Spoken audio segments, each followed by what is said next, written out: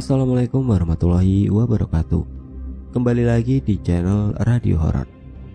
Sebelum kita mulai ceritanya, saya minta dukungan dari teman-teman dengan cara klik tombol subscribe channel ini. Dan jangan lupa nyalakan juga lonceng notifikasinya, agar teman-teman semua tidak ketinggalan cerita-cerita baru dari channel ini. Untuk kisah kali ini ada sebuah cerita yang ditulis oleh akun Twitter yang bernama @hkiana. Dan untuk kisah yang akan saya bawakan kali ini yaitu kisah yang berjudul Teror Pemilik Jalan. Bagi teman-teman yang ingin baca langsung cerita ini, nanti silahkan saja kunjungi akun Twitter beliau yang nanti linknya akan saya sertakan di kolom deskripsi. Dan seperti apa untuk kisah kali ini, langsung saja kita simak berikut ini.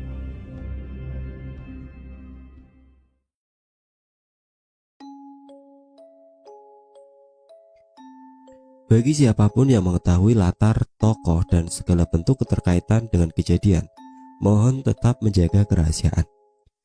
Agar alurnya lebih runut dan mudah dipahami, cerita ini saya rekonstruksi sedemikian rupa. Hal-hal tersebut nyata dialami oleh orang-orang di sekitar saya. Berada jauh dari hiruk-pikuk kota, tepat di bagian selatan kabupaten yang terkenal dengan hutan jati dan sumber minyaknya. Kabupaten yang berbatasan langsung dengan Jawa Timur, hanyalah terpisah oleh Bengawan sebagai pembatas. Tempat itu persis di pinggir jalan raya yang membelah hutan. Hutan yang selalu menyuguhkan guguran dedaunan dikala kemarau menyapa. Namun hanya segelintir orang yang tahu mengenai kisah di baliknya. Flashback 20 tahun. Di sore hari sepulang dari Tegalan dan mencari pakan ternak, pria seusia berkisar 50 tahunan berjalan menghampiri dua orang yang tengah berdiri di pinggir jalan. "Mau ngapain, Nak?" tanya si kakek, Mbak Rijat. "Ini mau lihat tanah, Kek, katanya dijual," jawab seorang pria. "Loh, mau kamu buat apa? Kok beli tanah di sini?" Dengan wajah heran hingga nampak dahinya mengkerut. "Hendak saya bangun rumah dan masjid, Kek. Semoga kelak tambah ramai dusun kita," jawab pria itu. Sebut saja namanya Pak Sutar. Barijan meletakkan sak rumput dan sabitnya ke tanah, lalu menengok jauh ke dalam hutan jati yang ada persis di hadapannya. "Kamu tahu kan gimana asal mula daerah ini? Nekat mau bangun rumah di sini." Pak Sutar pun meyakinkan kakek tersebut bahwa semua akan baik-baik saja. Seakan enggan berdebat, Barijan segera pamit untuk pulang. Pak Sutar sebenarnya sudah tahu sejak awal mengenai tanah yang akan ia beli. Tanah yang cukup luas, hanya saja tempatnya di tepi hutan dan persawahan. Dan pada masa itu, jarak antar rumah penduduk di sana masih sangat berjauhan.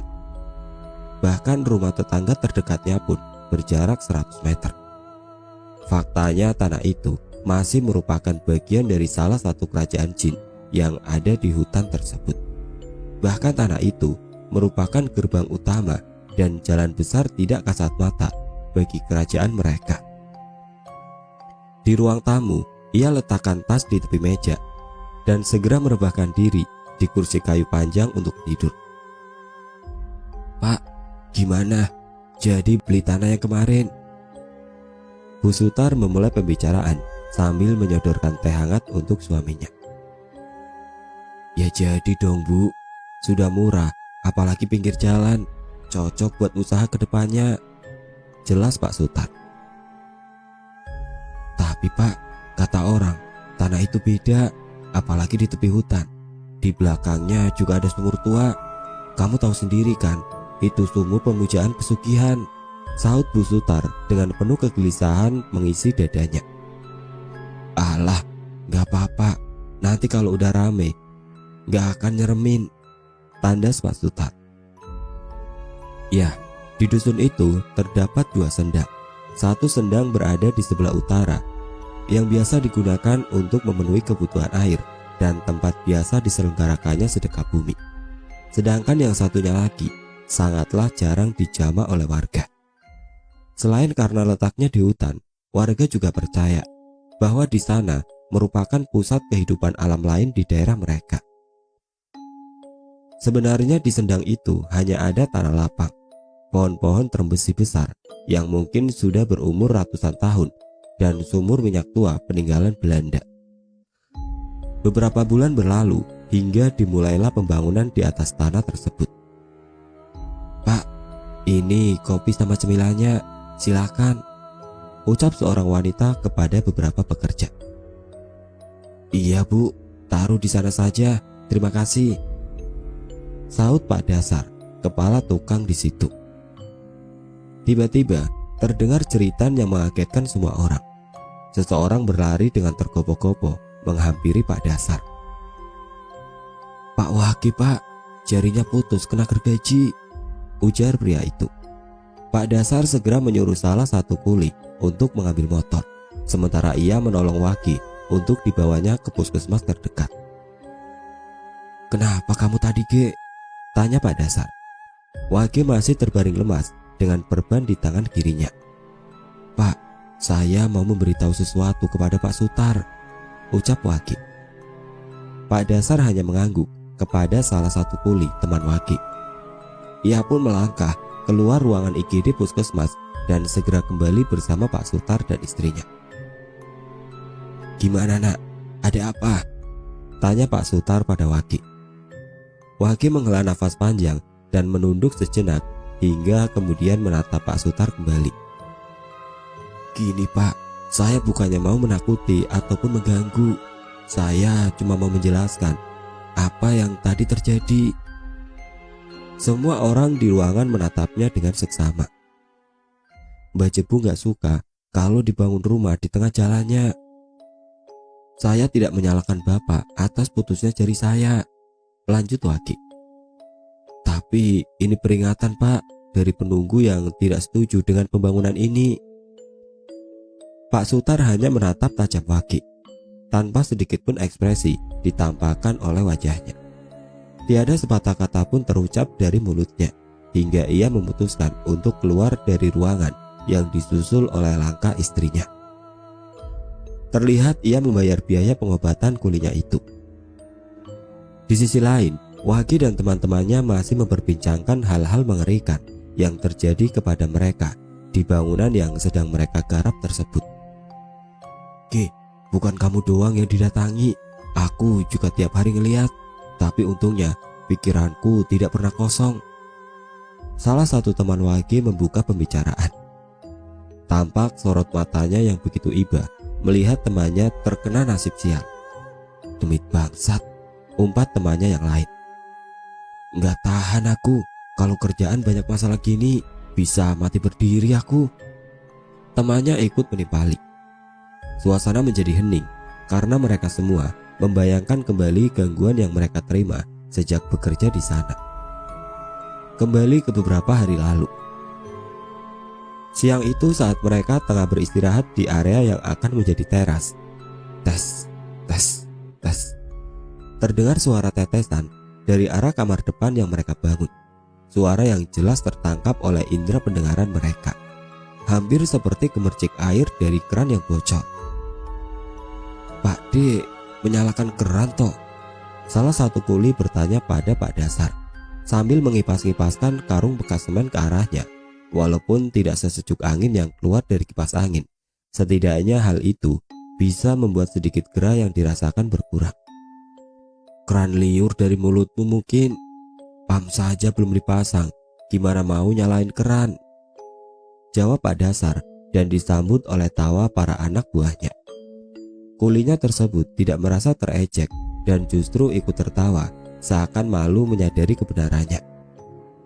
"Lalu suara gemercik apa itu Pak De? Kok tetesannya deres gitu?" Tiba-tiba semuanya diam.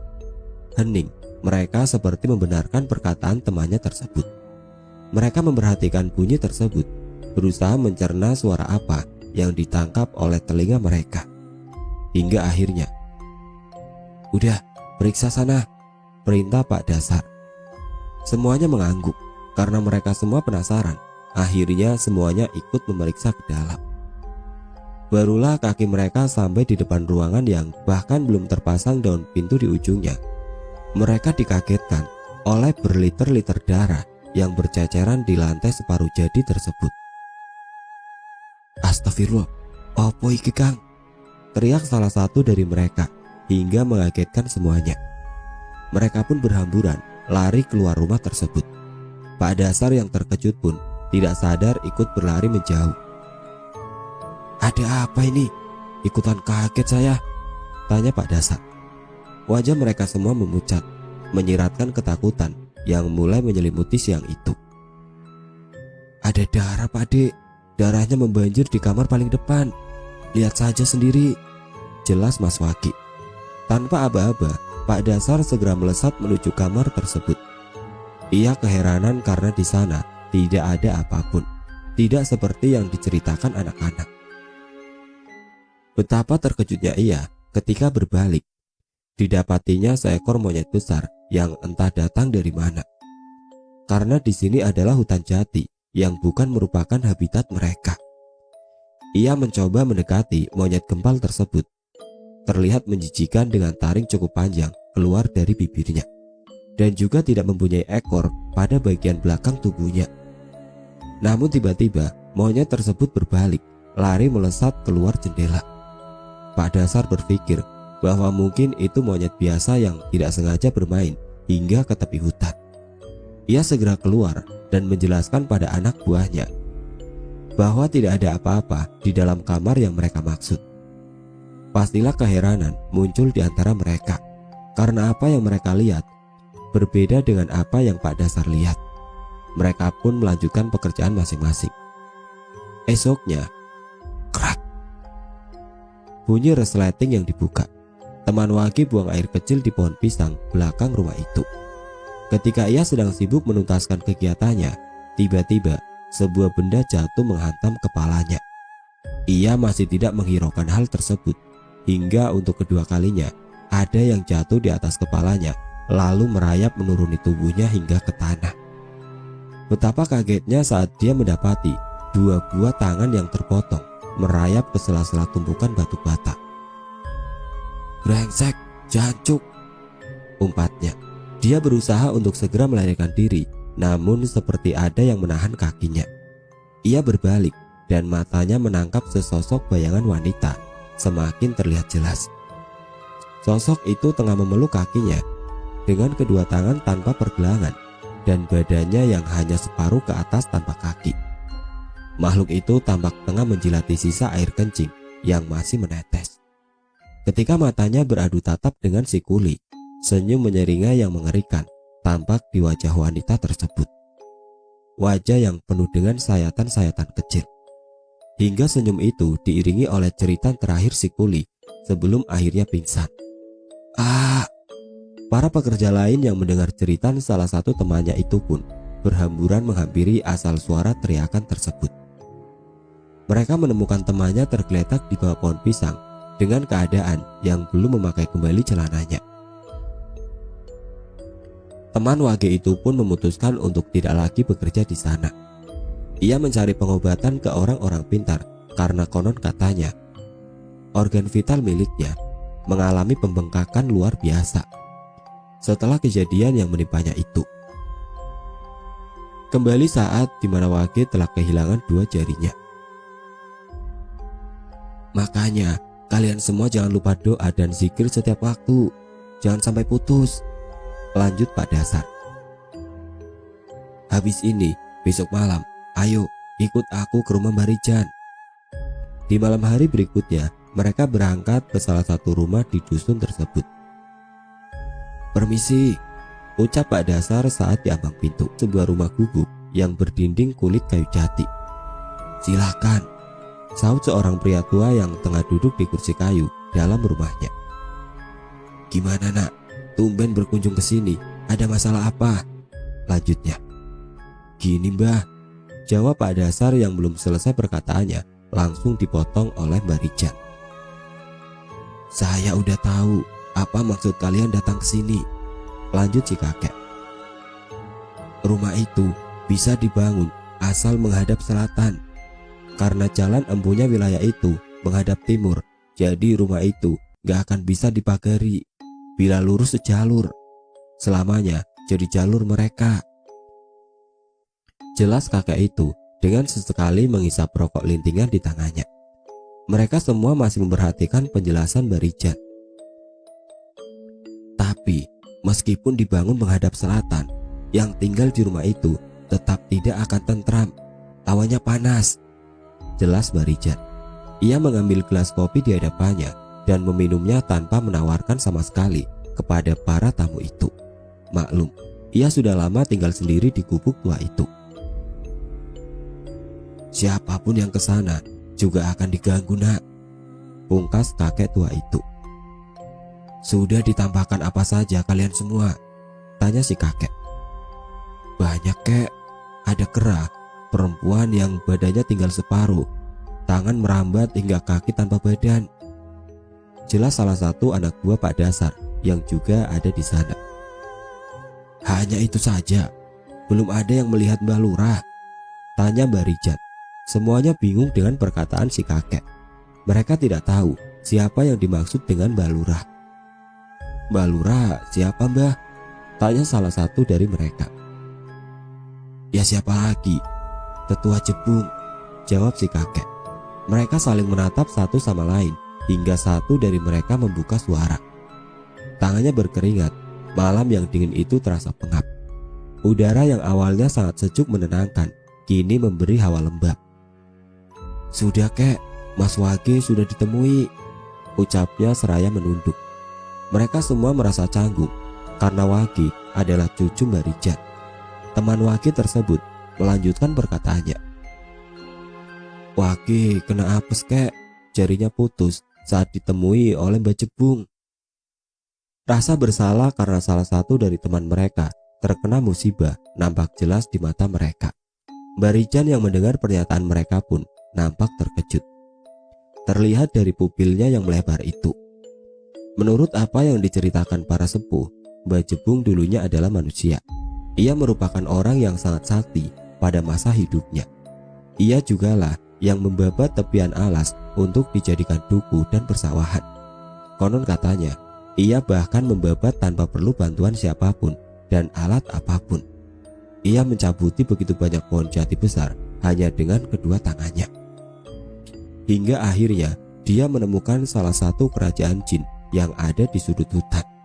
Ia tergiur mengasah kesaktiannya dengan mengajak pemimpin di sana bertarung. Penguasa di sana tidaklah bodoh. Ia menggunakan segala tipu daya dengan penawaran. Ia menyetujui pertarungan dengan syarat jika ia kalah, ia akan pergi meninggalkan kerajaannya. Dan jika ia menang, Mbah Jebung akan selamanya mengabdi pada kerajaan itu. Pertarungan pun terjadi. Dan seperti apa yang bisa kalian pikirkan, makhluk-makhluk itu begitu licik dan tidak peduli bagaimanapun caranya asal mencapai tujuan mereka. Mbah Jebung ditahan di alam mereka, tidak tahu hingga kapan. Ia tidak mati ataupun hidup karena bumi menolak tubuh mereka. Seandainya ia berada di alam asalnya, mungkin saat ini tengah berubah betorok karang. Namun karena ia hidup di alam mereka, ia masih ada hingga saat ini. Dan seringkali menampakkan diri pada warga dan orang-orang yang datang ke sana untuk melakukan pesugihan. Bawalah garam ini, ucap Barijat. Tiap hari kalian disuguhi kopi kan? Sisakan secangkir saja. Tambahkan garam ini ke dalamnya. Taruh kopinya di belakang. Biar gak pada minta yang aneh-aneh. Lanjut si kakek kepada mereka. Setelah mengangguk pertanda mengerti, mereka pamit untuk pulang. Esok harinya mereka melakukan apa yang diperintahkan Barijat. Dan benar saja, tidak ada lagi kecelakaan kerja yang menimpa mereka. Bukan berarti tidak ada gangguan. Selama berbulan-bulan masa pembangunan, mereka setiap harinya melihat penampakan berbagai makhluk penghuni di sana. Hanya saja tidak ada lagi gangguan fisik yang terjadi karena setiap harinya mereka menyuguhkan kopi dengan garam tersebut. Percaya atau tidaknya tergantung pribadi masing-masing. Tapi bagi orang-orang tersebut, mereka percaya bahwa pertukaran mungkin diperlukan. seperti mengganti harga keselamatan mereka dengan hal yang disenangi oleh makhluk-makhluk itu. Kurang lebih 1 tahun masa pembangunan rumah telah berlalu. Kini telah nampak rumah bercat putih pada dinding dan marmer sebagai lantainya, terkesan mewah pada zaman itu. Kini keluarga kecil Pak Sutar mulai menempati rumah itu, rumah yang terpaksa dibangun menghadap ke timur, sesuai dengan keinginan pemiliknya, tetapi tidak dengan para pekerja yang tahu menahu perihal malapetaka apa saja yang akan terjadi pada penghuni jika rumah tetap dipaksa berdiri menghadap ke timur itu. Syukuran diadakan atas kepindahan mereka ke rumah baru tersebut. Para warga berdatangan untuk bancakan. Terlihat pula 20 santri yang diundang untuk mengaji beserta kiai dan modin. Alhamdulillah ya Pak, akhirnya kita punya satu rumah lagi, ucap Bu Sutar dengan senyum tampak menghiasi wajahnya yang ayu. Iya Bu, doakan rezeki Bapak lancar biar bisa bikin rumah lagi, jawab Pak Sutar sambil mengelus kepala putranya yang ada di dekapan istrinya itu. Ya, syukuran pindah rumah ini dibarengi oleh akikah dan 1 bulanan putra ketiga mereka. Dari sini semuanya dimulai. Brak, terdengar keras sekali dari arah dapur, seperti sesuatu yang tengah dibanting dan diremukkan. Semua terkejut mendengar suara itu. Pak Sutar segera berlari ke dapur untuk mengecek apa yang terjadi dan disusul oleh beberapa pria. Apa ini? Sambil berusaha mengangkat lemari besi yang menjadi tempat piring itu. Wajahnya sangat tegang dan keheranan tampak jelas di matanya. Beberapa pria tadi ikut membantu Pak Sutar, di antaranya membereskan peralatan makan yang berserakan di lantai. Astagfirullah, kok bisa gini Pak? Ucap seorang warga. Tampak hancur kaca belakang lemari itu dan semua besinya bengkok, tidak beraturan, seperti habis diremas oleh sesuatu. Di ruang tamu, semua orang sedang berbisik satu sama lain dengan suara lirih atas apa yang baru saja terjadi. Benar kataku kan, Mbak Jebung gak akan terima kita ngaji di sini, bisik seorang santri. Bancakan dilanjutkan, semua orang kembali ke ruang tengah. Di sana berjejer 5 buah ambeng tumpeng yang berukuran besar dengan ayam panggang utuh di atas masing-masing tampahnya. Terdengar suara tawa anak-anak kecil, entah dari mana asalnya. Tawanya itu menggema dari seluruh penjuru. Para warga yang mulai ketakutan bergegas mempercepat acara tersebut dan diakhiri dengan membagikan makanan itu secara rata kepada semua yang hadir. Mereka semua pun memberi ucapan selamat kepada keluarga Pak Sutar, lalu berpamitan kembali ke rumah masing-masing. Sesampainya, mereka semua dikagetkan dengan penampakan pocong di atas meja rumah mereka masing-masing. Bukan hanya 1 atau 2 rumah, tapi seluruh rumah menyaksikan mayat terbungkus itu. Suara jeritan dari para wanita dan anak-anak membuyarkan keheningan malam itu. Semuanya berhamburan keluar rumah dan memenuhi jalanan dusun kecil itu. Beberapa dari mereka tampak syok dengan apa yang baru saja terlihat jelas dengan mata kepala mereka. Bahkan sebagian anak-anak pingsan dan terkena sawan hingga demam mendadak. Jeritan itu terdengar hingga rumah terjauh. Tentu saja rumah Pak Sutar. Para santri dan keluarga Pak Sutar segera keluar dari rumah dan memastikan apa yang sedang terjadi. Mereka berjalan ke halaman salah seorang warga. Di sana nampak beberapa anak kecil tergeletak pingsan. Ada apa ini Bu? Tanya seorang santri kepada ibu-ibu yang tengah menenangkan anaknya yang menangis sangat kencang. Sepulang bancakan dari rumah Pak Sutar, semua rumah didatangi pocong Mas, pada tidur di atas meja, ungkapnya dengan nada sendu. Seakan merasa sedih dan khawatir apabila putranya terkena sawan.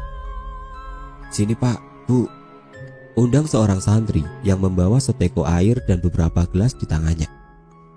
Ia membagikan air minum itu kepada anak-anak yang menangis dan warga yang pingsan. Sejenak waktu berlalu. Keadaan mulai tenang dan membaik. Semua warga kembali ke rumah. Di dalam rumah masing-masing, mereka membuka bungkusan makanan yang baru saja diterima dari rumah Pak Sutar. Betapa terkejutnya mereka melihat makanan yang terlihat enak dan menggiurkan tadi berubah menjadi lembek, lengket, dan mengeluarkan bau seperti makanan basi. "Jangan dimakan," terdengar suara yang familiar dari tengah jalan. "Jangan dimakan, kalau nggak mau sakit perut. Makanan habis diinjak-injak demit." Suara yang dihafal oleh semua warga dusun. Benar, itu suara Mbak Rijat. "Sudah, cepat tutup semua pintunya," perintahnya. Semua orang segera menuruti aba-aba itu dan menutup jendela serta pintu rumah mereka. Langsung saja kakek itu kembali ke rumahnya setelah memperingati warga. Para santri dan keluarga Pak Sutar yang masih berada di pelataran dusun itu pun nampak heran. Akhirnya mereka memutuskan untuk kembali ke rumah Pak Sutar dan melanjutkan pengajian. Di depan gerbang, "Loh, Pak, Bu, pintunya kok ketutup? Apa tadi ada yang ngunci?" tanya seorang santri.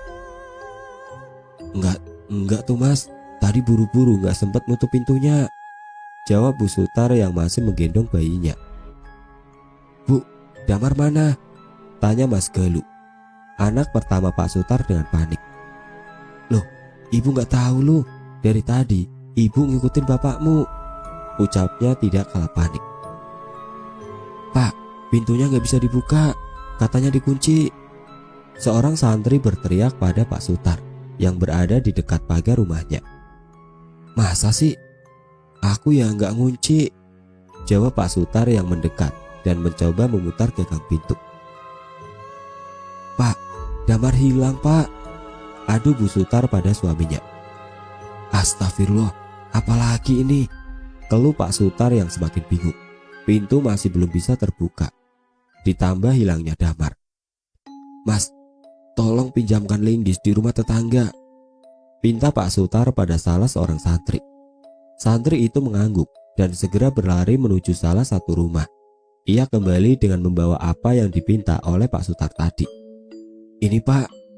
Pak Sutar segera meraih linggis itu dan berusaha membuka pintu dengan mencongkelnya. Pintu berhasil dibuka dan semua orang mencari Damar. "Mar, Damar, Nak, di mana sih kamu Nak?" "Damar ketemu di sini," ucap seorang dari arah belakang. Rupanya Damar meringkuk di balik pintu kamar belakang. Kamar itu gelap gulita dan bau cat yang masih baru menjalar di seisi ruangan. "Masya Allah Nak, ngapain kamu di sini?"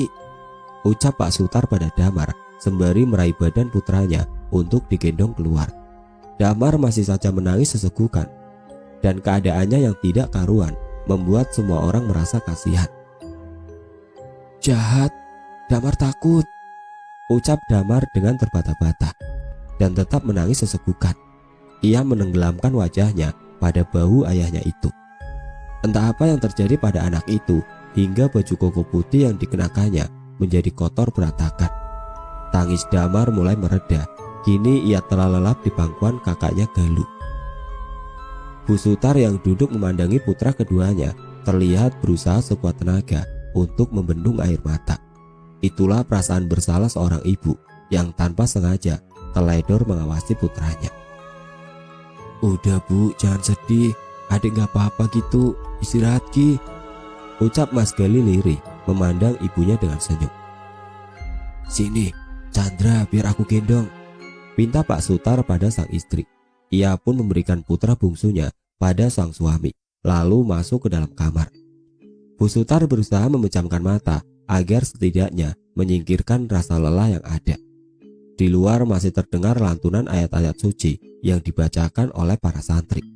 Pelan-pelan suara itu semakin menipis hingga tidak terdengar lagi di telinga Bu Sutar. Tanda bahwa ia sudah terlelap. Tiupan kecil terasa pada wajahnya.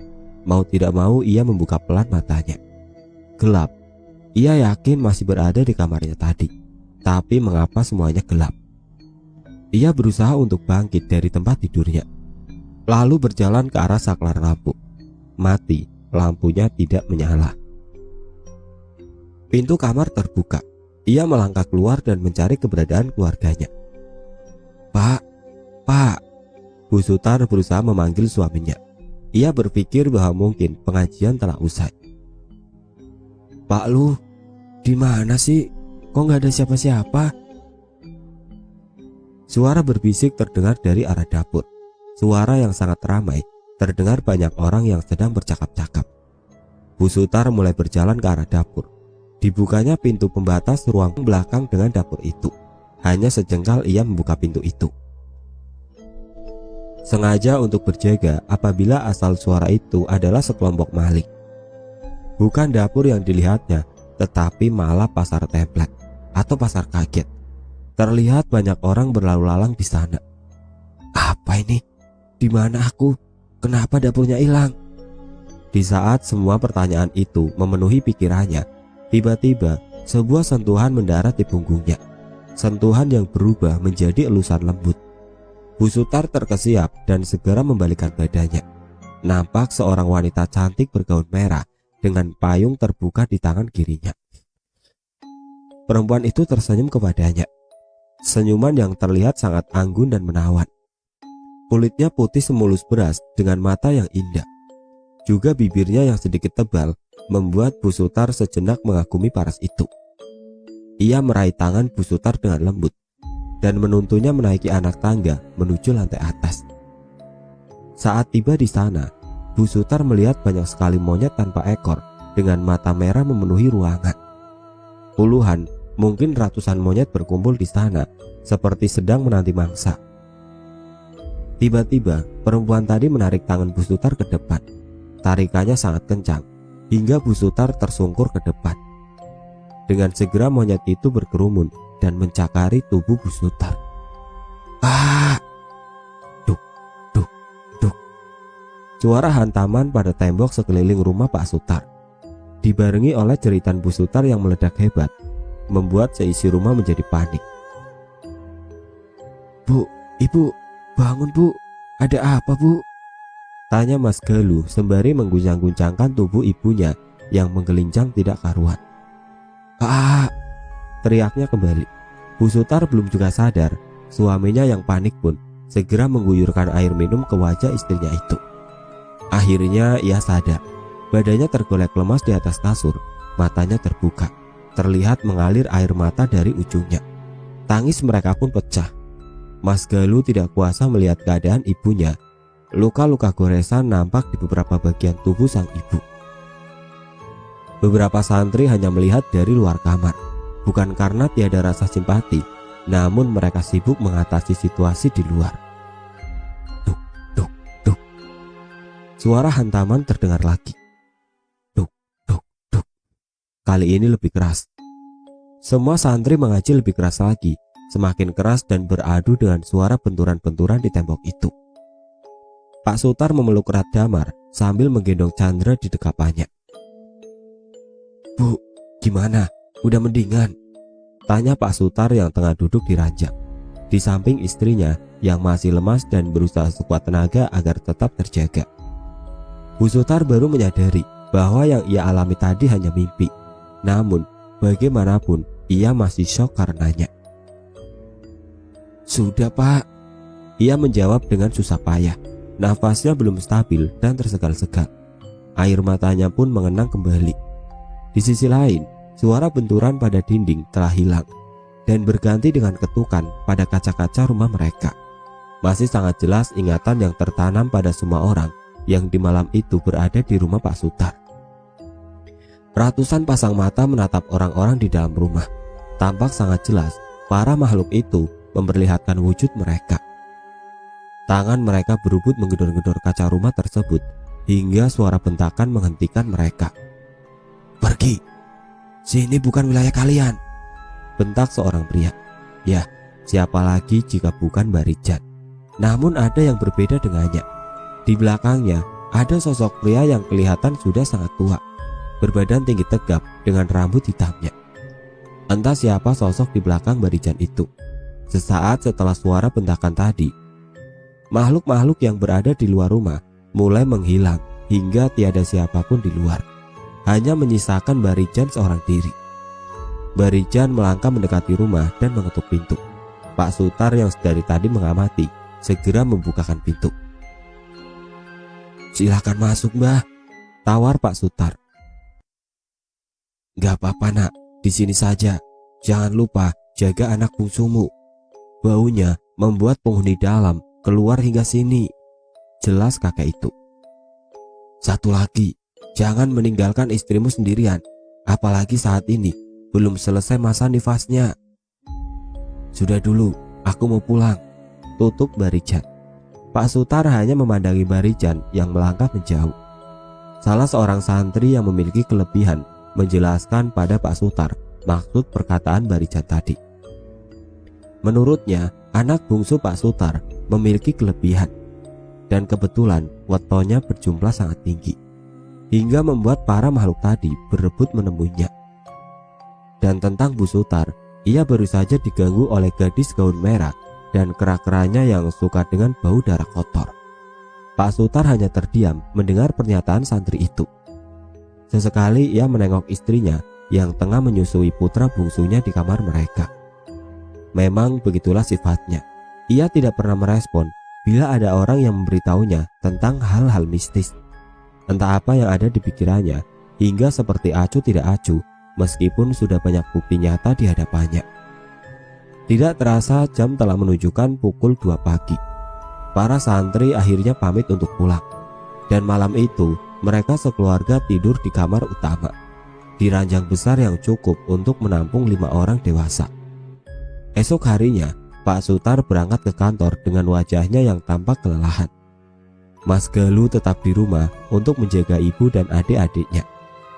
Siang itu mereka habiskan untuk membereskan sisa-sisa barang yang belum sempat ditata kemarin. Di sore harinya, "Assalamualaikum," ucap Pak Sutar sambil melangkah masuk ke dalam rumahnya. Terlihat Bu Sutar tengah duduk di bangku sudut ruang tamu mereka. Ia menyambut suaminya dengan senyum menyimpul. Tidak terdengar sama sekali jawaban salam dari mulutnya, hingga Pak Sutar kembali bicara. "Chandra, mana Bu? Kok gak kamu gendong?" Bu Sutar bukannya menjawab, ia malah menatap suaminya dengan aneh hingga salah satu matanya tampak memincing. "Pak, udah pulang toh?" ucap Bu Sutar yang datang dari arah dapur sambil menggendong Chandra. Pak Sutar sangat terkejut mendapati istrinya itu. Jika ini adalah istrinya yang asli, lalu siapakah tadi? Sosok itu hilang seketika saat Pak Sutar berbalik ke arah makhluk itu duduk tadi. "Ada apa, Pak?" tanya istrinya kembali. "Nggak apa-apa, masak apa tadi?" Entah mengapa, ia menyembunyikan apa yang baru saja ia alami dari istrinya. Mungkin ia masih tidak mau mengakui bahwa pilihannya menentang saran orang-orang adalah hal yang salah. Ia sudah berulang kali diingatkan oleh orang-orang, mulai dari para pekerja yang ia minta untuk membangun rumahnya itu, para tetangga, bahkan mertuanya sendiri. Itulah akibatnya bila terlalu menutup mata dan telinga dari saran orang lain. Setelah lelah seharian bekerja, Pak Sutar segera mandi, lalu makan bersama keluarganya di dapur. Istrinya masih kesal karena banyak perabot di dapur yang rusak tiba-tiba, seperti lemari beserta isinya kemarin yang dihancurkan oleh entah makhluk apa. "Pak, gimana sekolahku?" tanya Galuh. Galuh pada saat itu baru saja memasuki masa SMA. "Udah bapak mintakan izin absen untuk sebulan," jelas Pak Sutar. Mas Galuh tampak tersenyum tenang mendengar perkataan bapaknya. "Loh Galuh, baru saja masuk SMA, kok mau gak masuk sebulan?" timpal ibunya. "Alah gak apa-apa, biar jagain kamu sama adik-adiknya. Semisal kalau aku gak ada di rumah," ujar Pak Sutar sambil melahap makanan di piringnya. Malam hari pun tiba. Pak Sutar, istri, beserta Damar dan Chandra tidur sekamar, sedangkan Mas Galuh tidur di kamar sebelahnya. Saat semua sudah terlelap, tiba-tiba terdengar suara ramai di luar kamar mereka. Suara seperti jalanan yang ramai. Terdengar banyak orang berbincang-bincang, tertawa, dan suara derap langkah melewati dalam rumah mereka. Sesekali terdengar suara gemericing delman dan hentakan dari kaki kuda. Pak Sutar terbangun karena suara-suara itu. Ia melihat di sampingnya, sang istri masih lelap dalam tidur sambil menyusui putranya. Ia turun dari ranjang dan bergegas membuka pintu kamar. Tidak ada siapapun di sana, bahkan suara yang berisik tadi lenyap seketika. Ia menutup kembali pintu kamar dan merebahkan diri di ranjang tadi. Ia kembali terlelap dan beberapa saat setelahnya ia berguling ke kiri. Kosong. Tangannya tidak mendapati Damar yang seharusnya tidur di sana. Ia terkesiap dan segera berlari keluar kamar. Dicarinya keberadaan Damar, Pak Sutar mengecek semua ruangan dan tidak ada Damar dimanapun. Menengok sudah pukul 3 pagi dan Damar hilang entah kemana. Ia bingung dengan apa yang harus diperbuat. Hingga tok tok tok, suara ketukan terdengar dari pintu depan. "Bapak, Damar pulang," suara anaknya terdengar dari luar. Pak Sutar bergegas membuka pintu depan. Damar, ya, dia seorang diri berdiri di depan pintu. "Kamu ini dari mana? Kok ngilang tengah malam?" tanya Pak Sutar dengan nada setengah membentak. Tangannya mencengkram kuat badan anaknya. Damar yang takut mulai menangis dengan teriakan khas anak seusianya. "Sudah, ayo masuk. Jangan nangis, nanti ibumu bangun," ajak Pak Sutar. Ia segera menggendong Damar masuk, lalu menutup pintu dan mendudukkan putranya di kursi ruang tamu. Ia masih penasaran bagaimana Damar yang penakut itu bisa keluar di tengah malam. "Kamu tadi kemana, nak?" tanya Pak Sutar dalam posisi berlutut di lantai, menghadap putranya yang ada di atas kursi. "Beli jajan, Pak," jawab bocah itu. Pak Sutar bingung, rumah ini jauh dari pasar, lagi pula ini tengah malam, sangat tidak mungkin ada orang yang berjualan. "Lah, Damar kok bisa keluar, gimana caranya, nak?" telisik Pak Sutar. Putranya menatapnya lalu menggerakkan tangannya, isyarat agar ayahnya mendekat. Ia lalu berbisik, "Damar keluar sama tante," bisiknya lirih. Tante, Pak Sutar adalah anak tunggal dan istrinya hanya mempunyai satu kakak laki-laki. Siapa tante yang Damar maksud? Dahinya mengerut, matanya menelisik setiap detail tubuh putranya. "Damar beli jajan apa aja tadi, nak?" tanya Pak Sutar. Si anak merogoh sakunya, kemudian mengeluarkan buntalan daun jati. Segeralah Pak Sutar meraih bungkusan itu dan membukanya. Matanya terbelalak melihat ungker jati dan berbagai serangga mati di dalam bungkusan itu. Ia membuka mulut putranya. Tampak bekas-bekas kunyahan dari serangga yang telah dilahapnya. "Tante," seru Damar sambil melambai-lambaikan tangannya ke arah kaca depan. "Tante, masuk sini dong," senyum mengambang di wajah kecil itu. Hawa dingin yang tiba-tiba menyelimuti tubuh Pak Sutar membuat rasa takutnya tidak tertahan lagi. Ia segera membuang bungkusan itu dan menggendong putranya, berlari secepat mungkin menuju kamar dan mengunci pintunya. Tawa khas kuntilanak terdengar dari belakangnya. Ia segera berbalik dan mendapati beberapa sosok perempuan tengah berkerumun di ujung ranjang. Mereka mengerumuni salah satu wanita yang tampak tengah menggendong sesuatu. Ia melangkah mendekat untuk memastikan apa yang ada di dekapan wanita itu. Chandra tengah terlelap pulas digendong wanita itu. Pak Sutar segera membentak mereka, namun para perempuan itu justru menampakkan senyum sinis dan tertawa sangat kencang, melengking hingga membuat telinga Pak Sutar sakit seketika. Brak, brak, buk. Suara hantaman dari entah apa membuat Bu Sutar yang tadi masih pulas terkesiap. "Apa itu, Pak?" tanya sang istri sambil menengok tempat sebelahnya, kosong. Bayinya tidak ada di sana. "Loh, Pak, Chandra mana, Pak? Ya Allah, anakku di mana, Pak?" tanya Bu Sutar sangat panik. Ia mulai menangis histeris. Pak Sutar menyadari bahwa para wanita yang tadi menggendong anaknya hilang, tidak nampak lagi dan tanpa meninggalkan jejak apapun. Entah kemana mereka membawa Chandra. "Keluar kalian semua, ini jalanku, rumahku, tempatku," Siapa yang membuat perkara, ya harus kena abunya. Teriak seseorang dari luar kamar. Mereka mengenali suara itu, suara Mas Galuh. Hanya saja terdengar lebih serak dan berat. "Nak lu, kamu kenapa nak?"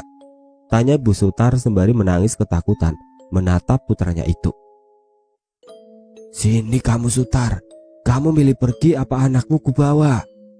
ucap Mas Galuh dengan mata melotot. "Maaf," hanya kata itu yang terucap dari mulut Pak Sutar. Damar gemetar ketakutan melihat kakaknya itu. Entah makhluk apakah yang merasuki raga kakaknya.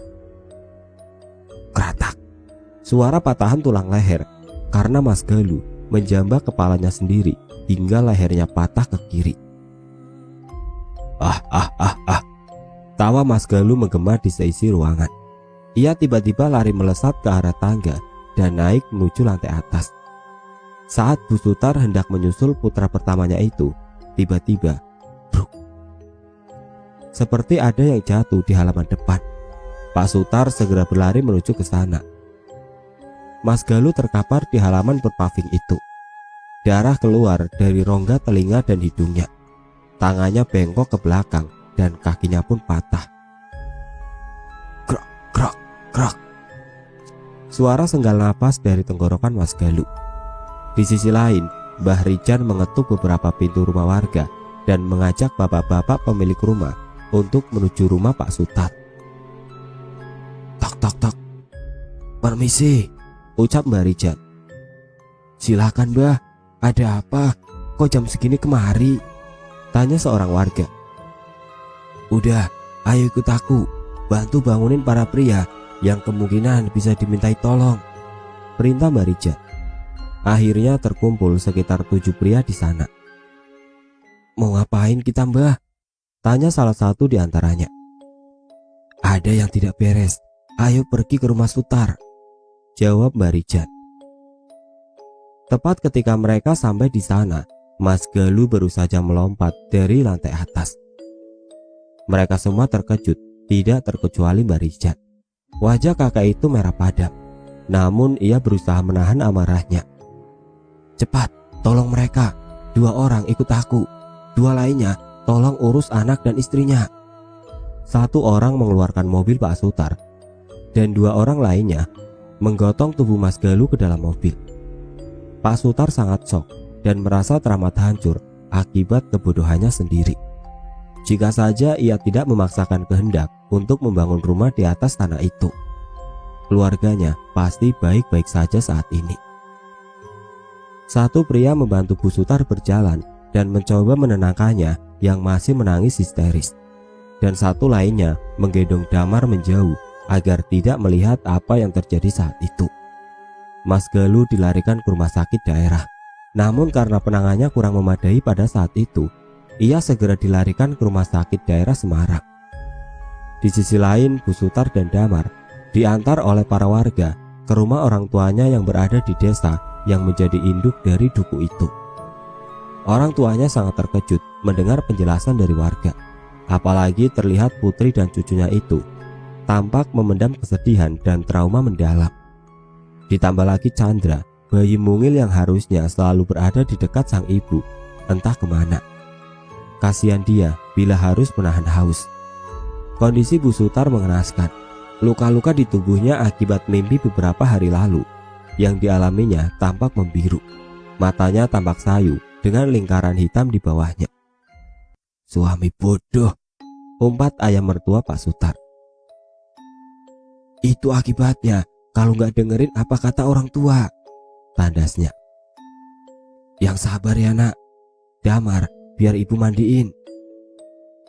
Kamu yang kuat, sholat dan berdoa biar Chandra cepat ketemu," ucap ibu dari Bu Sutar yang terlihat masih juga menangisi keadaan keluarga putrinya itu.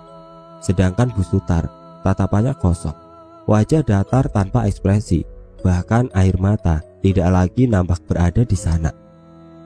Mungkin batinnya sudah terlalu sakit saat ini. Di pagi buta sebelum fajar tiba, Mbah Rijan dan 2 orang yang tadi diajaknya melakukan ritual di sumur sendang belakang rumah itu.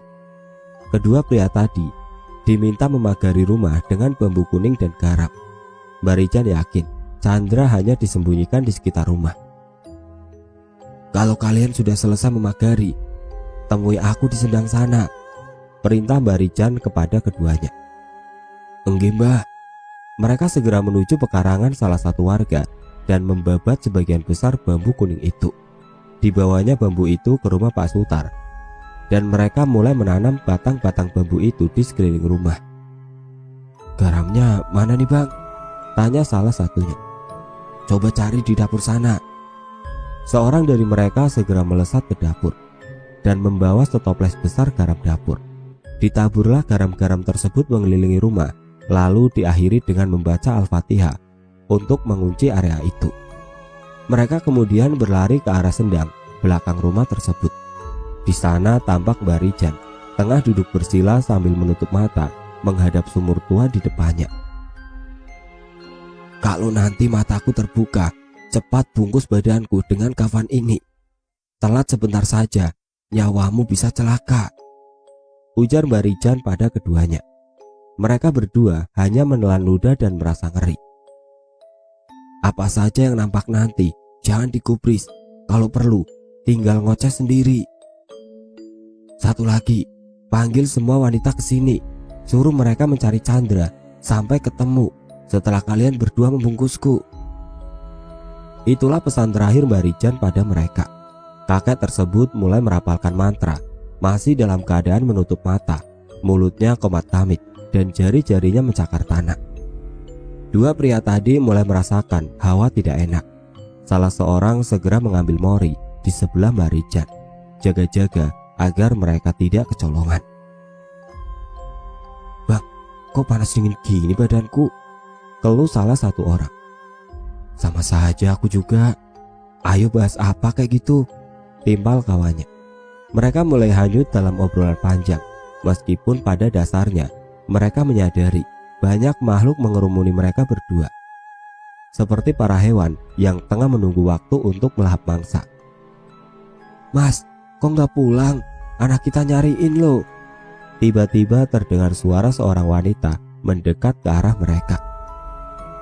"Itu loh istrimu," ujar satu pria pada kawannya. "Ah, salah bang. Orang istrimu kok. Tiap hari tidur bareng. Masa lupa?" Mereka tertawa terbahak-bahak. Perempuan tadi ikut ketawa dan kini menunjukkan wujud aslinya. "Beh, gak doyan aku sama beginian. Cantikan Lasmi yang punya warung di pojokan sana itu loh," canda mereka. Mata mereka kembali mengawasi Mbak Rijan. Betapa terkejutnya mereka mendapati si kakek tidak ada di sana. Karena ketakutan nyawanya bisa saja melayang, muncul ide untuk membungkus diri mereka dengan kafan itu. "Kalau kita sembunyi pakai kafan ini, aman bang kayaknya. Ya udah, cepetan, keburu mati." Dan rencana mereka berhasil. Tubuh Mbak Rijan yang entah dikuasai oleh siapa mendekat ke arah mereka. Perangkap yang dipasang telah dimasuki. Umpan yang diberi telah dimakan. Kini mereka bersiap untuk menangkap buruan. Bersama-sama mereka keluar dari dalam kafan dengan tiba-tiba, lalu segera menangkap tubuh Mbak Rijan dengan kafan tadi. Jin rendahan, setinggi apapun derajat kamu, masih tinggi derajat kami para manusia," ucap mereka. Dengan sigap mereka menali Mbak Rijan yang terbungkus kafan dan meninggalkannya di dekat sumur itu. Tampak badannya kini sudah tidak bergerak lagi. Mereka segera membangunkan semua warga, mengumpulkannya dan menjelaskan situasi yang sedang terjadi. Akhirnya mereka semua menuju rumah Pak Sutar. Semua wanita disuruh untuk mencari keberadaan Chandra, dan para pria membawa tubuh Mbak Rijan ke halaman depan. Semua wanita telah mencari di segala penjuru rumah itu, namun Chandra masih belum juga ditemukan. Hingga terdengar teriakan seseorang. "Ini loh, anaknya di sini." Tampak seorang wanita muda membuka gentong tempat menyimpan beras. Para ibu-ibu yang panik segera menghampiri gentong itu. Benar saja, Chandra ada di dalam sana. Namun bagaimana bisa ada di situ, sedangkan semua orang telah berulang kali mengecek seluruh isi rumah, namun tidak ada Chandra di sana tadi. "Tunggu, siapakah wanita tadi. Mereka semua saling tatap dan bertanya satu sama lain tentang perempuan muda tadi. Perempuan dengan baju sederhana khas gadis desa, rambut panjangnya yang diikat membentuk ekor kuda. Mereka tidak mengenalnya karena tentu saja ia bukan warga dusun. Lalu kemana perginya si gadis? Tidak ada yang tahu dan menyadari kapan perempuan itu datang dan pergi. Seakan tiba-tiba muncul dan hilang seketika. "Mari, cepat diantar ke ibunya." "Ya Allah, kasihan banget nak kamu," ucap seorang ibu-ibu yang meraih tubuh mungil Chandra lalu mendekapnya. Para wanita di sana menangis haru serentak. Di luar rumah, para pria tengah merokok dan berbincang-bincang di depan rumah Pak Sutar sambil menunggu matahari terbit lebih tinggi, baru membukakan ikatan di tubuh Mbak Rijan. "Pak, ini anaknya, udah ketemu. Ayo cepetan diantar ke sana," ucap ibu tadi. Mereka pun segera mengendarai motor menuju desa induk. Di sana nampak rumah orang tua Bu Sutar sangat ramai, penuh sesak oleh para tetangga yang ingin tahu apa yang terjadi. "Bu, ini nak Chandranya udah ketemu." Bu Sutar yang baru saja selesai sholat segera berlari keluar rumah, melewati banyak orang yang dari tadi berkerumun di rumahnya. "Alhamdulillah," ucap serentak para warga. Bu Sutar menangis haru sejadi-jadinya. "Udah nak, cepet dibawa masuk, disusuin. Kasihan, dia pasti haus sekali," ujar seorang warga. "Makasih banyak ya Pak, Bu," ucap Bu Sutar pada mereka berdua yang mengantarkan putra bungsunya.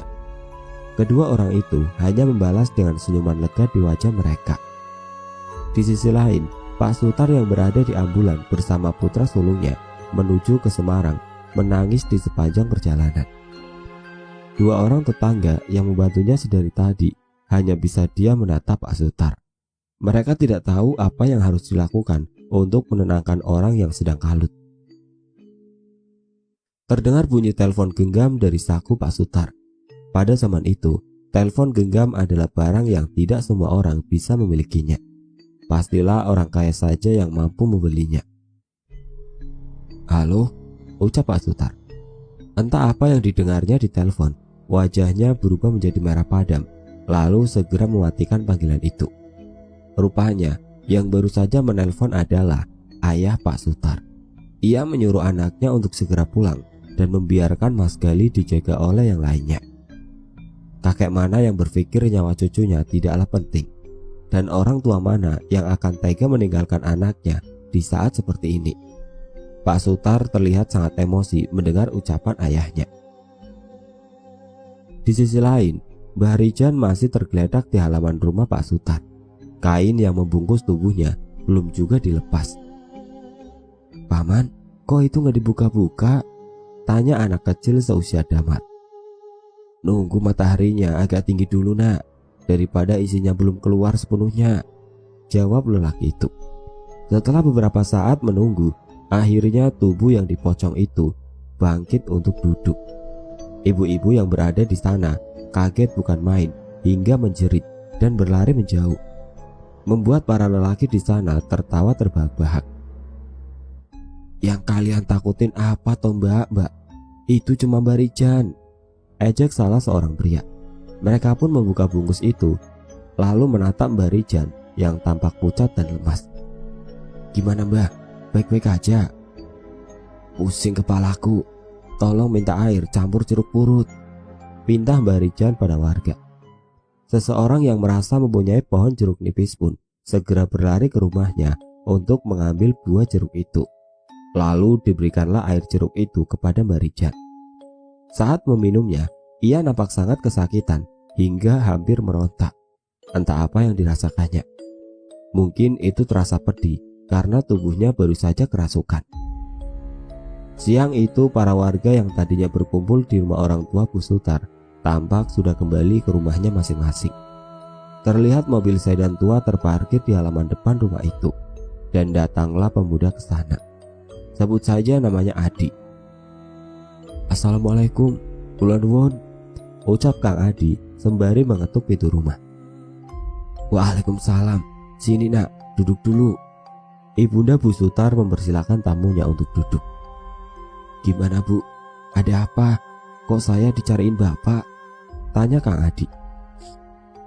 "Minta tolong, Mbak Retno, kamu antar ke Semarang ya nak."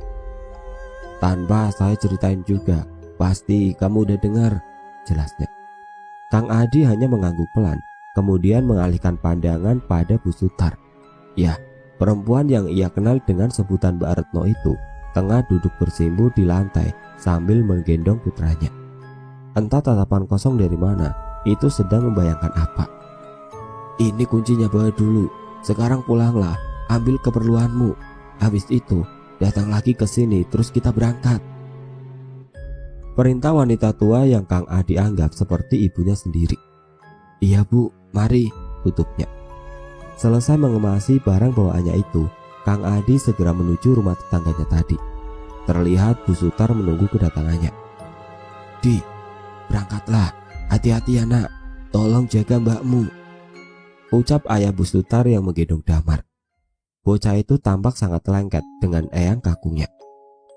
"Iya Pak, saya berangkat dulu ya," jawabnya sambil meraih tas di tangan Bu Sutar lalu memasukkannya ke mobil. "Silakan Mbak." Mobil terlihat semakin menjauh. Damar sama sekali tidak menangisi kepergian ibunya itu. "Yang sabar ya Mbak, insya Allah Galuh bisa sehat lagi," kata Adi pada Bu Sutar. "Iya, didoakan ya," balas Bu Sutar. Berjam-jam perjalanan mereka lalui tanpa obrolan sedikit pun.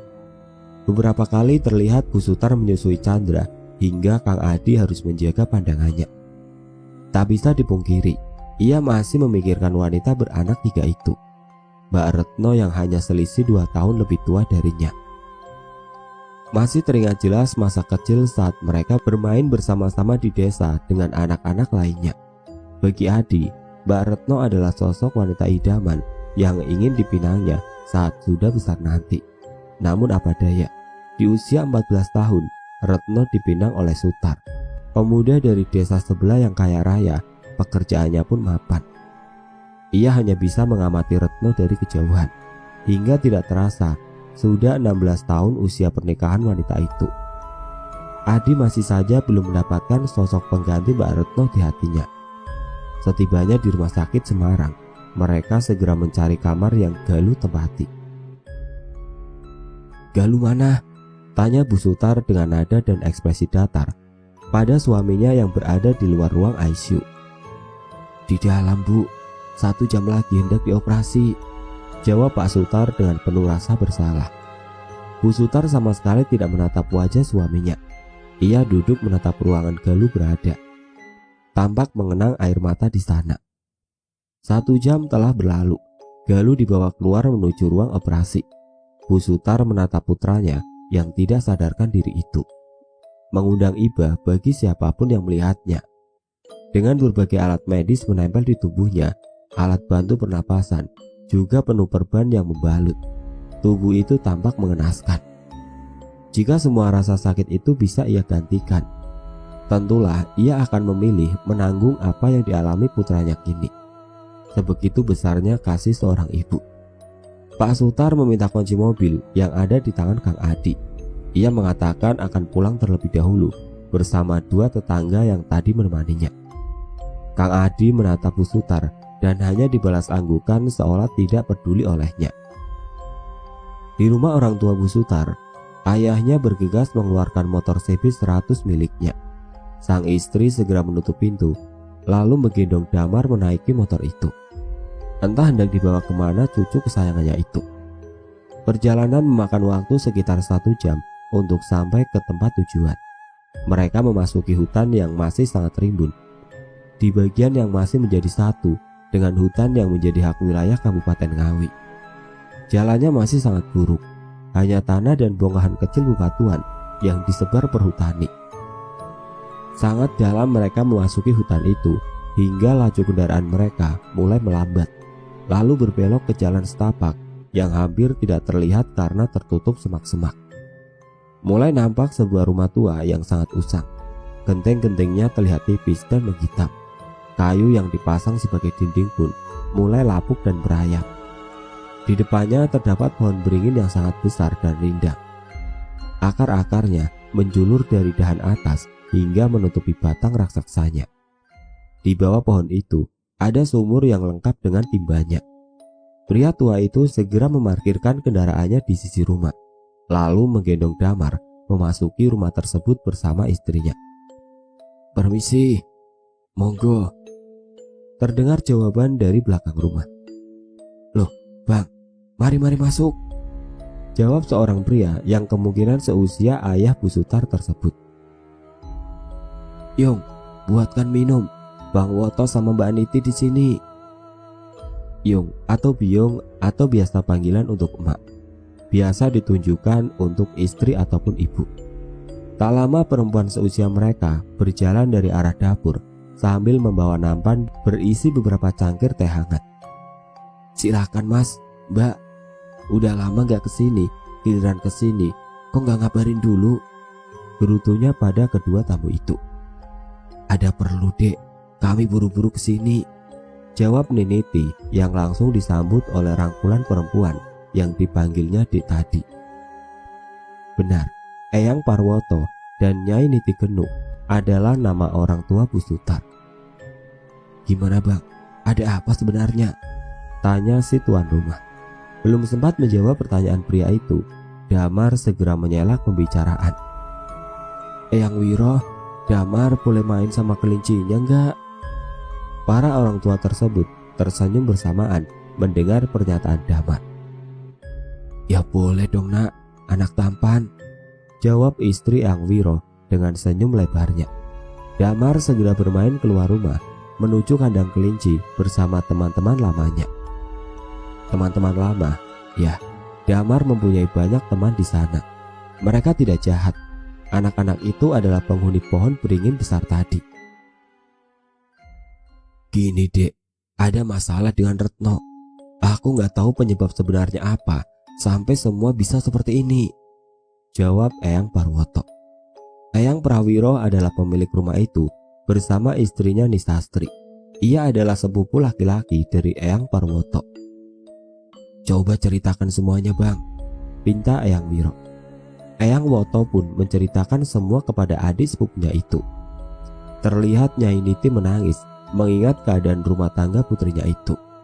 Nisastri yang merasa turut berduka pun tidak terasa meneteskan air mata di wajahnya. Eyang Wiro mendengarkan dengan seksama cerita itu. Sesekali ia mengelus jenggotnya yang sudah mulai memutih.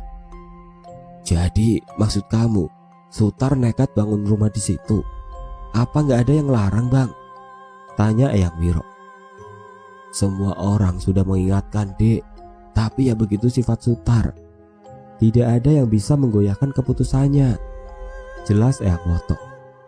Eyang Wiro seketika memejamkan matanya beberapa menit seakan menerawang jauh. "Menantumu itu ada yang maksa.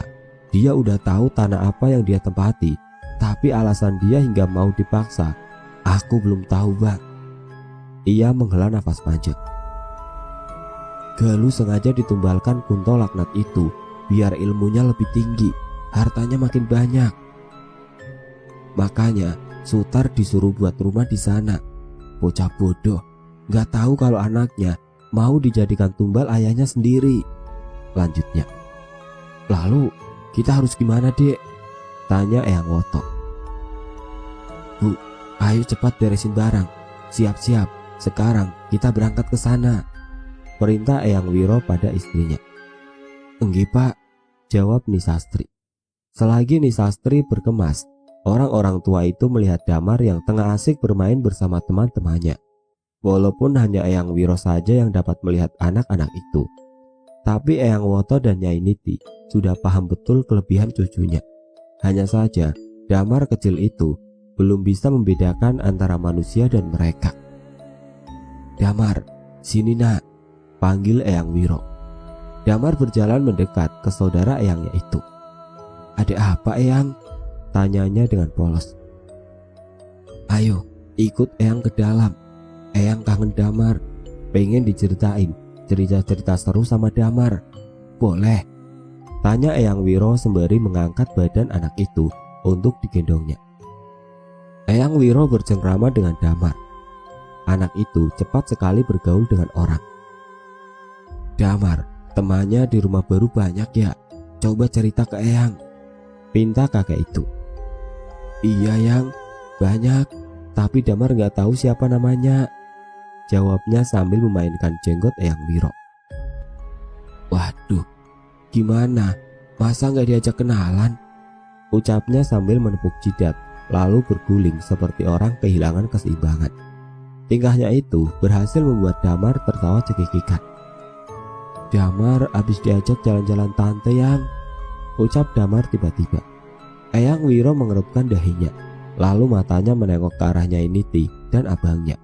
Ternyata mereka berdua pun bingung mendengar pernyataan cucunya itu. "Tante siapa sih Mar? Kan bapak ibumu gak punya adik. Gimana sih nak?" telisik Eyang Wiro. "Damar punya tante kok Eyang. Tante itu adiknya bapak," jelas bocah itu. Akhirnya kini Eyang Wiro mengerti. Wanita yang tadi tampak berada di sendang saat ia menerawang ke sana adalah adik Pak Sutar, orang yang ditumbalkan terlebih dulu sebelum Galuh. Namun Eyang Wiro sangat mengenal besan dari abangnya itu. Ia hanya mempunyai satu istri sah dan satu anak, yaitu Sutar. Anak yang ia korbankan pastilah putri dari salah satu simpanannya. Mereka semua segera pergi ke rumah Eyang Parwoto. Setibanya di sana, Eyang Prawiro segera mengajak ke rumah Mbak Retno. Di situ, ia memulai ritualnya. Dibakarlah setungku kemenyan untuk memanggil mereka semua. Beberapa menit setelahnya, datanglah semua makhluk halus itu, tidak terkecuali Mbak Jebung. "Ada apa nak? Kamu ini siapa?" tanya Mbak Jebung. "Aku cuma manusia biasa, hanya ingin tahu apa salah yang diperbuat Sutar hingga cucuku menerima akibatnya," ucap Eyang Wiro. Semua makhluk di sana tampak tertawa, kecuali Mbak Jebung. Ia hanya diam menatap Eyang Wiro dengan wajah tanpa ekspresi. "Salahnya satu, karena ia berani membangun rumah di sini. Kedua, anaknya telah diserahkan sendiri oleh Kunto," jawab Mbak Jebung sambil menatap tajam orang di hadapannya itu. "Gak bisa, cucuku gak boleh disentuh siapapun. Bawa saja itu Kunto," bentak Eyang Wiro. Ya, Kunto adalah ayah dari Sutar. Dia seusia dengan Eyang Woto dan Wiro. Dan juga ialah yang ingin menumbalkan Gali, cucunya sendiri, kepada penguasa kerajaan di tepi hutan itu. "Menurutmu, siapa yang lebih keji? Kakek yang menumbalkan cucunya atau ayah yang berlagak tidak tahu apa-apa?" tanya Mbak Jebung dengan senyum sinis mengambang di wajahnya. Mata Eyang Wiro terbelalak heran. Ia tampak mencerna kata-kata yang baru saja dilontarkan oleh makhluk itu. Akal sehatnya seakan masih belum bisa mempercayai hal itu. Jadi apakah selama ini Sutar menuruti ancaman ayahnya untuk pindah ke sana, meskipun telah sadar dengan kemungkinan salah satu anaknya akan dikorbankan? Sungguh gila. "Maksudmu apa?" tanya Eyang Wiro. "Aku tahu kamu bukan orang biasa nak.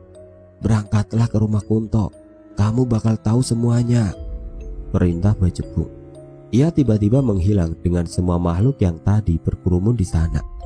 Eyang Wiro segera menemui Eyang Woto dan mengajaknya menuju rumah Kunto. Kunto bangsat, keluarlah!" teriak Eyang Wiro dari kejauhan. "Sabar dek, gak enak dilihat orang banyak," ujar Eyang Woto. Tak lama ibu dari Pak Sutar keluar dari pintu depan. "Loh, ada Pak Besan.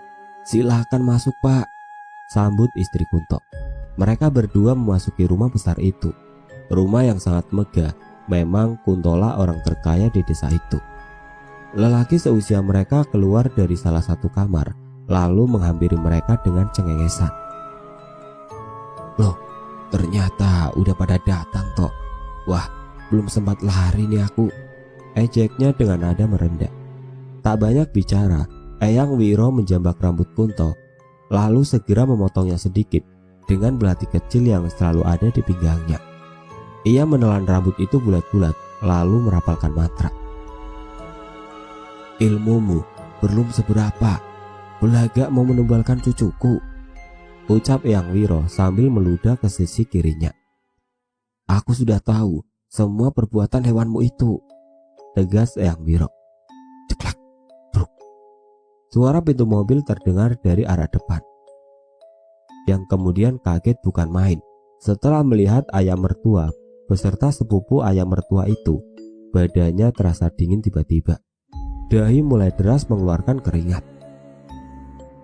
Gak anak, gak bapak, sama laknat semuanya, bentak Eyang Wiro sembari melayangkan pukulan ke wajah Kunto. Istri Kunto hanya menatap dari sudut ruang tamu tanpa berani bertindak apapun. Ia tampak menahan tangisnya. Bang, kamu mau tahu nggak kelakuan menantu sama besanmu ini? Tanya Eyang Wiro yang dijawab anggukan oleh Eyang Woto. Manusia bodoh itu pernah main sama simpanannya ayahnya sendiri, ujar Eyang Wiro. Besanmu itu ngambil kesempatan. Dia ngancam menantumu itu supaya pindah ke sana kalau nggak mau perbuatannya diadukan ke anakmu. Eyang Woto yang mendengar itu tampak menahan amarah yang sangat besar. Wajahnya merah padam, matanya melotot, dan juga tangannya mengepal kuat sekali. Ia menghampiri Sutar lalu segera menamparnya. Pak Sutar hanya diam membatu. Eyang Wiro dan Kunto yang tengah bergelut melesat ke halaman belakang rumah. Eyang Woto yang menyadari adik sepupunya berada di belakang segera menarik keras si menantu lalu membawanya menuju kedua orang tadi berada. Ia membanting menantunya ke lantai. Ceritakan semuanya, perintah Eyang Woto. Pak Sutar tampak menceritakan semuanya. Ia mengakui segala kesalahan dan kebodohan yang ia lakukan. Ia merasa menyesal dengan apa yang telah terjadi pada putranya kini. Maafkan saya, Pak, saya mengaku salah, ucapnya pada si ayah mertua. Sutar menceritakan awal pertemuannya dengan simpanan ayahnya saat ia berkunjung ke rumah orang tuanya itu. Ibunya sedang tidak berada di rumah. Dari arah kamar, ia mendengar suara desahan perempuan. Ia sudah tidak kaget lagi dengan kebiasaan ayahnya itu. Tapi ada yang berbeda kali ini. Ia merasa tertarik setelah melihat wanita muda itu. Hasratnya sebagai lelaki membara kembali. Apalagi wanita itu adalah seseorang yang santun dan teman ngobrol yang baik. Itulah Deli Sutar. Memang sifat dasarnya seperti kucing. Lihat ikan nganggur juga pasti diembat. Mereka berdua akhirnya sering bertemu dan menghabiskan malam bersama. Mbak Retno sama sekali tidak curiga karena memang suaminya itu sering berpergian keluar kota berhari-hari. Kunto yang mengetahui hal itu segera memanfaatkannya. Ia memberi perintah pada Sutar agar membangun rumah di tanah jalan raya kerajaan gaib itu dengan tujuan mendatangkan tumbal seserahannya tanpa harus repot-repot mencari alasan untuk membawa Galuh ke sana. Ia mengancam akan mengadukan perbuatan Sutar ke Retno bila Sutar menolak perintah ayahnya itu. Bodoh, sangat bodoh. Meskipun ia tahu bahwa kemungkinan ayahnya akan menumbalkan salah seorang putranya, ia tidak bisa bertindak apapun hingga semua ini terjadi. Selang beberapa lama, Kunto akhirnya dikalahkan oleh Eyang Wiro. Dicabutlah semua ilmu milik Kunto, meskipun perjanjiannya dengan iblis tidak bisa diputus. Akhirnya ia hidup dengan raga yang kosong, seperti seonggok mayat yang hanya punya detak jantung. Tiba-tiba datang sosok tua yang tadi ditemui oleh Eyang Wiro. Ya, itu Mbah Jebung. Namun ia tidak sendirian. Ia ditemani oleh sosok perempuan bertubuh ular dengan lidahnya yang menjulur panjang. Entah apa nama yang cocok untuk siluman itu. Yang kuberi bibit sudah ada di tangan, tinggal mengambil buah ganti dari cucumu, ucap Mbah Jebung yang diikuti oleh melesatnya siluman ular itu ke arah Sutar. Melilitnya, meremukan tulangnya, lalu dibawa pergi jiwanya. Eyang Wiro tidak bisa berbuat apa-apa untuk menolong Sutar karena ia sendiri yang tadi berunding dengan Mbah Jebung lalu mengambil pilihan untuk menukar Galuh dengan jiwa Sutar. Meskipun hatinya tidak kuasa, namun apa boleh buat. Eyang Woto dan istri Kunto yang di matanya yang hanya menyaksikan teriak kesakitan dari Sutar pun kebingungan. Mereka tidak tahu apa yang sebenarnya terjadi. Hingga Sutar terkapar lemas di tanah dengan tatapan matanya yang kosong. Di kota lain, Kang Adi dan Mbak Retno tengah menanti berjalannya operasi Galuh. "Di, udah tua gak nikah-nikah? Anakku aja udah segitu gede loh," ucap Retno yang tiba-tiba membuka obrolan. Adi menatap Ibah. Tergambar jelas ia membuka pembicaraan hanya karena tidak mau berlarut-larut dalam kesedihan. "Iya berapa mbak? Cuma selisih 2 tahun sama kamu," jawab Adi yang masih menatap wajah itu. "Lah kenapa gak nikah-nikah?" "Masih menunggu seseorang mbak," jelas Adi. Mbak Retno hanya diam. Adi pun tak lagi memandang Retno. Ia menundukkan wajahnya. Mbak Retno sebenarnya tidak tahu bahwa orang yang ditunggu Adi adalah dirinya. Namun ia memilih diam, tidak menjawab pertanyaan tadi karena ia tidak mau membuat suasana menjadi lebih canggung. Operasi berjalan lancar. Galuh dipindahkan ke ruangannya kembali. Karena hanya diperbolehkan 1 orang penunggu pasien di ICU, maka Kang Adi tidur di bangku luar kamar. Kesadaran Galuh belum juga kembali. Mbak Retno akhirnya menelpon orang tuanya untuk mengabarkan kondisi Galuh. "Halo Bu," ucapnya pada seseorang di telepon. "Retno nak, gimana keadaan Galuh?" tanya Nyai Niti Genuk. "Alhamdulillah, operasinya lancar Bu," ucap Retno. "Alhamdulillah, maaf ya nak, ibu belum bisa nyusul. Bapakmu sama Om Biro masih ada urusan," jelas Nyai Niti. "Iya Bu, gak apa-apa. Di sini kan ada Adi." Ceklak. Terdengar suara pintu dibuka. "Assalamualaikum," ucap Eyang Woto yang masuk bersama Eyang Wiro. "Waalaikumsalam," jawab Nyai Niti yang lalu berpamitan kepada putrinya. "Udah dulu ya nak, ayahmu pulang," ucap Nyai Niti yang segera mematikan telepon. Mungkin ia merasa kasihan pada putrinya jika harus mendengar kabar apapun yang didapat ayahnya. Maka ia memilih menyembunyikannya dahulu hingga Retno siap. "Gimana Pak?" tanya Nisastri pada suaminya. "Sutar sudah tiada. Unto masih hidup, tetapi terpisah dari Sukmanya," ucap Eyang Wiro. Mendengar pernyataan adik sepupu suaminya tersebut, Nyai Niti jatuh ke lantai seketika. Dadanya terasa begitu sesak, seakan udara susah untuk keluar masuk di sana. Kaki dan tangannya lemas. Ia sangat shock mendengar bahwa menantunya kini telah tiada. Nyai Niti memikirkan bagaimana keadaan putrinya saat mendengar kabar ini nanti. Eyang Woto pun menjelaskan semuanya kepada Nyi Sastri dan istrinya. Kedua wanita itu menangis, tidak menyangka semua ini bisa dilakukan oleh menantu dan besannya. Apalagi mendengar bahwa Galuh akan ditumbalkan, membuat mereka sangat terpukul. "Sukma Galuh sudah dilepas bang, mbak, tapi karena tubuhnya berada jauh, dia bingung caranya kembali gimana," ucap Eyang Wiro. "Ini gak bisa dibiarin gini aja, harus ada yang nuntun Galuh," timbalnya lagi. Akhirnya Eyang Wiro memanggil beberapa teman seperguruannya dulu. Mereka mencoba mencari Sukma Galuh di sekitar rumah Sutar dan Retno. Entah ritual apa yang mereka lakukan, dan akhirnya tubuh Galuh di rumah sakit mulai menampakkan perkembangan yang signifikan. Jari-jarinya mulai bergerak sebagai respon apabila ada suara orang di dekatnya yang mengajak bicara. Setelah 2 bulan koma, akhirnya Mas Galuh sepenuhnya sadar. Di sana ia dijaga bergantian oleh keluarga ibunya. Saking lamanya ada di Semarang, sampai Eyang Woto harus sewa kontrakan bagi mereka semua. Chandra dan Damar gimana? Mereka pastinya belum tahu bahwa ayah mereka telah meninggal. Justru di sana mereka berdua sangat dekat dengan Kang Adi karena dia mengasuh mereka berdua selayaknya putranya sendiri. Mas Galuh dan Bu Sutar, mereka berdua juga baru tahu semua yang terjadi sepulang dari Semarang. Awalnya mungkin berat, tapi mereka tabah, sadar sepenuhnya bahwa yang dilakukan Pak Sutar dan Kunto itu salah. rumahnya bagaimana? Sudah pasti dibiarkan kosong hingga lebih dari 12 tahun, sampai akhirnya ada salah satu PT yang mengontrak rumah itu, dijadikan mes untuk karyawannya. Kang Adi gimana? Jadi ayah mereka bertiga. Galuh hanya satu dari sebagian orang yang berhasil lolos dari jerat penubalan.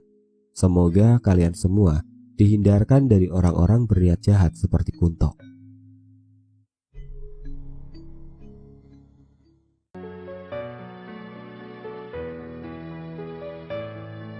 Oke teman-teman, seperti itulah akhir dari kisah ini.